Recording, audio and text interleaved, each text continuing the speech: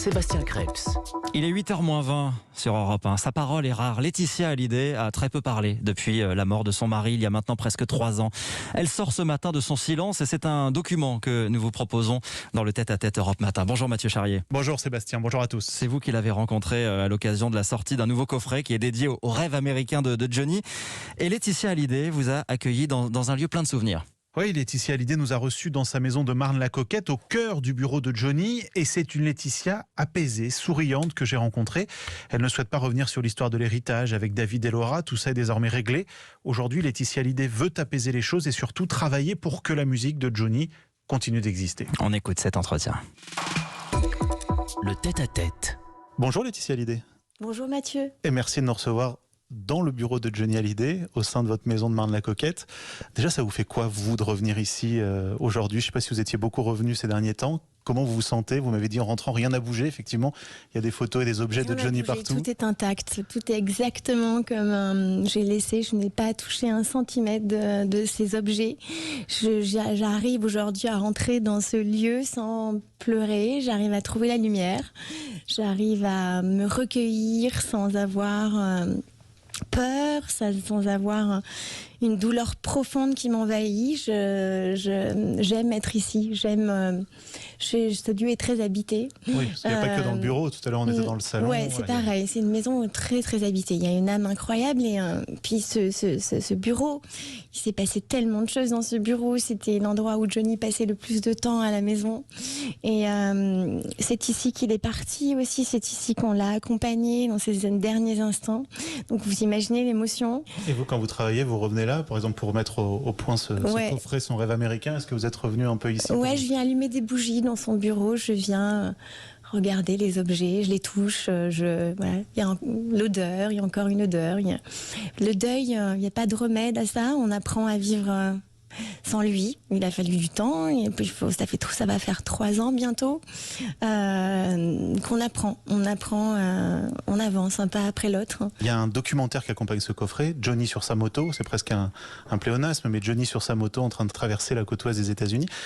Pourquoi finalement vous avez voulu cette année mettre ça en avant ? Johnny, son rêve américain. C'est un projet qui est à l'initiative de Johnny. C'est pas mon projet à moi, c'est le sien. Donc j'ai accompagné son projet, son rêve. C'est son rêve américain. C'est cette Amérique qu'il a toujours nourrie, qu'il a toujours construit depuis le début de sa carrière. Il s'est inventé un nom américain. C'était l'Amérique de ses héros, l'Amérique où il était un homme libre, un homme en paix, un papa heureux de pouvoir élever ses enfants dans l'anonymat, de pouvoir marcher dans la rue sans qu'on le reconnaisse, de pouvoir aller au cinéma, au supermarché, sur les terrasses de café, sur les plages. C'était plus compliqué. Donc c'était ça, prendre sa moto, prendre sa voiture. C'était l'Amérique de tous les rêves possibles. Alors, je ne sais pas si l'Amérique d'aujourd'hui lui plairait beaucoup. Je ne pense pas. Depuis qu'il est parti, l'Amérique a beaucoup changé. Mais en tout cas, je pense qu'à travers ce documentaire, on va découvrir un Johnny qu'on ne connaît pas. C'était juste avant la maladie. Pendant ce road trip, c'est là que vous apprenez que vous qu'il est malade. On l'apprend après qu'il est malade. Il est très fragile pendant ce road trip. Il a des faiblesses, il a des problèmes respiratoires, mais Johnny a toujours eu des problèmes respiratoires. C'est un gros fumeur. Donc on met ça sur l'altitude, sur l'extrême fatigue de tous ces kilomètres accumulés tous les jours et sur les routes, c'est plus de 5 heures de moto tous les jours, mais on se doute pas à ce moment-là que notre vie va basculer. Même lui, il le sait pas, parce que je trouve que quand on est face à ce documentaire, on voit qu'il a envie de profiter de chaque seconde. Chaque seconde, oui, mais on se dit c'est pas possible, il a compris. Il a toujours vécu à 200 à l'heure, il a toujours vécu dans le partage, a toujours vécu à la fois, c'était paradoxal parce que on le sent dans le documentaire qu'il a besoin d'être entouré, mais qu'il est souvent seul face à ces paysages oniriques, ces paysages qui le fascinaient. Il y a une scène devant Monument Valley où incroyable, il dit au caméraman, elle est magnifique. Dans le documentaire, pour moi, c'est une des scènes les plus belles. Il est dans un hôtel assez route, c'est assez c'est vraiment un petit motel sur la route qui paye pas de mine et qui est face à Monument Valley. Et là, on le voit dans le documentaire, on voit regarder Monument Valley, de dire au réalisateur, mais regarde, ne me filme pas moi, regarde le paysage parce que tu peux pas rater ça, quoi. moi, lui, il est connecté à ce moment, dans le moment présent. C'est le petit garçon qu'il était, qui touche sa quête et qui a trouvé son havre de paix. Il a l'impression d'appartenir à ce lieu. Et c'est très émouvant, c'est très très émouvant. Il y a une chanson très jolie qui accompagne ce moment. C'est l'être à l'enfant que j'étais, et on se replonge dans l'histoire de Johnny, l'enfant qu'il était à aujourd'hui. Vous parliez de sa bande de potes qui est assez incroyable, c'est des potes de plus de 10, 20, 30, 50 ans. Pierre Billon, c'est plus de 50 ans. Mais il précise quand même tous, et ça m'a marqué, que Johnny, on lui tapait pas dans le dos. Non. C'est-à-dire que cette image à la fois de pudeur, de retenue, même avec ses meilleurs amis, il y avait cette distance-là. Ouais. Il y avait beaucoup de distance, mais c'était sa pudeur, c'était aussi ça. Il avait besoin de ses amis, mais il fallait pas que ses amis le trahissent. Il a vécu beaucoup de trahisons, beaucoup de déceptions dans sa vie, et il était devenu, il a appris, il a avancé à travers ces trahisons et ces déceptions. C'est quelqu'un qui avait beaucoup de mal à pardonner. Avec le temps, il avait acquis une certaine clairvoyance et un instinct animal incroyable qui m'a donné des très très grandes leçons.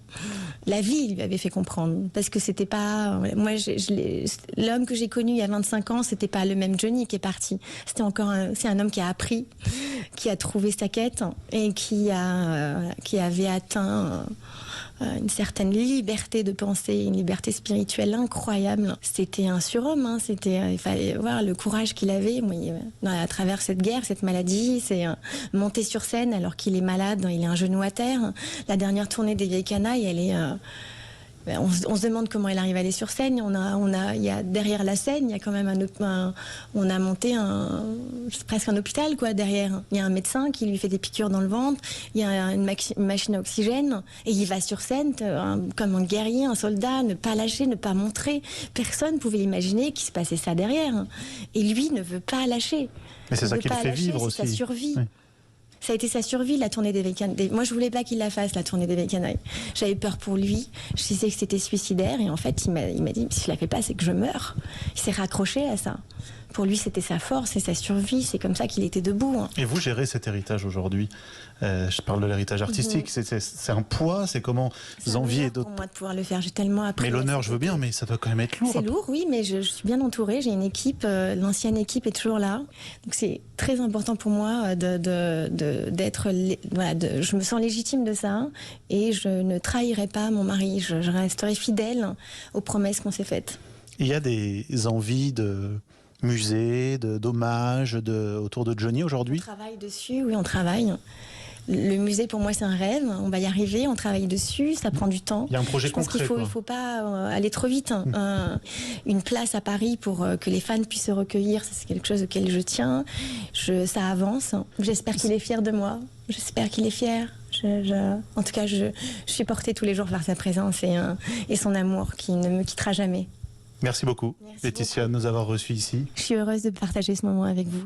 Merci beaucoup. Merci à toute l'équipe d'Europe 1.